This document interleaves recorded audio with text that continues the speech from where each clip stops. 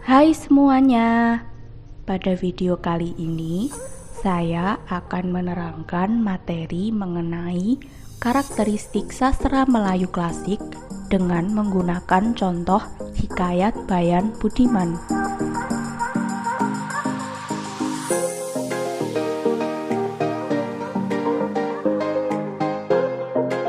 Langsung saja ke karakteristik yang pertama, yaitu cerita dimulai dengan menceritakan asal-muasal tokoh utama. Artinya, di dalam sastra Melayu klasik, cerita selalu diawali dengan latar belakang tokoh utama cerita.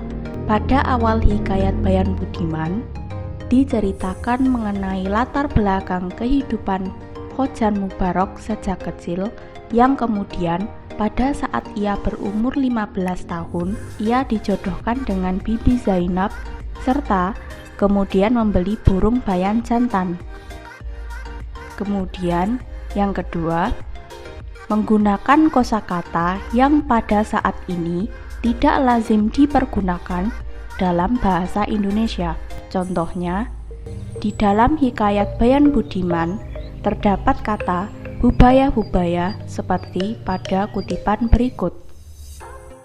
Sebelum dia pergi, berpesanlah dia pada istrinya itu, jika ada barang suatu pekerjaan, mufakatlah dengan 2 ekor unggas itu. Hubaya-hubaya jangan tiada, karena fitnah di dunia amat besar lagi tajam daripada senjata. Hubaya-hubaya merupakan kata hubung untuk memperkuat kalimat yang biasanya berupa peringatan, larangan, dan sebagainya. Ketiga, menggunakan kata penghubung maka di awal kalimat. Contohnya, pada hikayat Bayan Budiman, yaitu maka beberapa di antara itu, maka pada suatu malam, maka Bayan pun berpikir, maka berkeinginanlah istri Khojan Maimun, maka Bayan pun berceritalah, dan maka saudagar itu pun. Keempat, menggunakan kalimat yang tidak efektif. Contohnya, pada hikayat Bayan Budiman menggunakan terlalu amat kaya seperti pada kutipan berikut. Sebermula ada saudagar di negara Ajam, Khojan Mubarok namanya, terlalu amat kaya, akan tetapi ia tiada beranak. Kelima, diawali dengan kata-kata hatta, syah, dan arkian, al-kisah, atau sebermula. Contohnya, pada hikayat Bayan Budiman, diawali dengan kata sebermula, lalu pada paragraf selanjutnya, diawali dengan hatta, seperti pada kutipan berikut. Sebermula, ada saudagar di negara Ajam, Khojan Mubarok namanya, terlalu amat kaya, akan tetapi ia tiada beranak.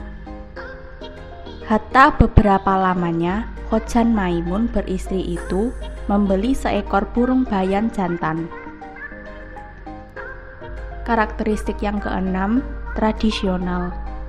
Tradisional artinya mempertahankan kebiasaan masyarakat atau adat kuno.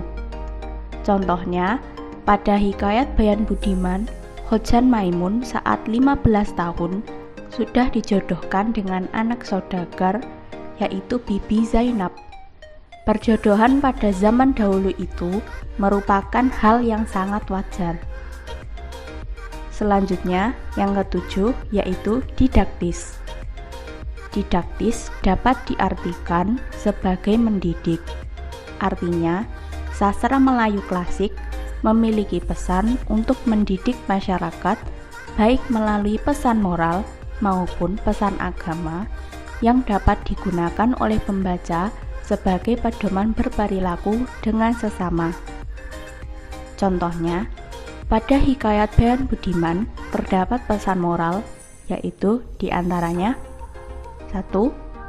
Seorang istri hendaknya patuh kepada suaminya. 2. Kita harus setia terhadap pasangan. 3. Tetap tawakal menghadapi cobaan. 4. jangan mudah menyerah dalam menghadapi sesuatu. 5. Jangan gegabah dalam mengambil keputusan. 8. Disebar secara lisan. Sastra Melayu klasik disebarkan secara lisan karena pergerakan masa lalu sangat lambat dibandingkan dengan masyarakat di zaman modern.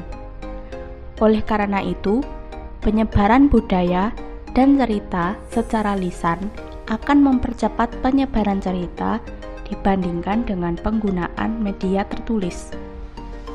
Selain itu, melalui budaya lisan, masyarakat juga mampu lebih intens menyampaikan nilai-nilai positif yang terkandung dalam cerita, sehingga pesan moral yang dikandungnya mencapai pendengar lebih cepat dan efektif. 9. Bertema istana sentris. Cerita yang diangkat oleh sastra Melayu klasik selalu berlatar tempat di sebuah kerajaan. Akhir ceritanya selalu berakhir dengan bahagia. Contohnya, di dalam Hikayat Bayan Budiman menceritakan tentang kerajaan di negara Ajam, yaitu pada kutipan, hatta beberapa lama ditinggal suaminya, ada anak raja Ajam berkuda, lalu melihatnya rupa Bibi Zainab yang terlalu elok. Kemudian, karakteristik yang terakhir, anonim. Anonim berarti tidak diketahui siapa penulisnya. Hal ini disebabkan oleh fakta bahwa di masa lalu tidak banyak orang yang mengejar popularitas, sehingga penulis lebih berkonsentrasi pada penyajian karya yang berfokus pada fungsi cerita. Contohnya, pada Hikayat Bayan Budiman tidak diketahui siapa pengarangnya. Sekian itu tadi yang dapat saya sampaikan. Terima kasih sudah menonton. Semoga bermanfaat dan sampai jumpa.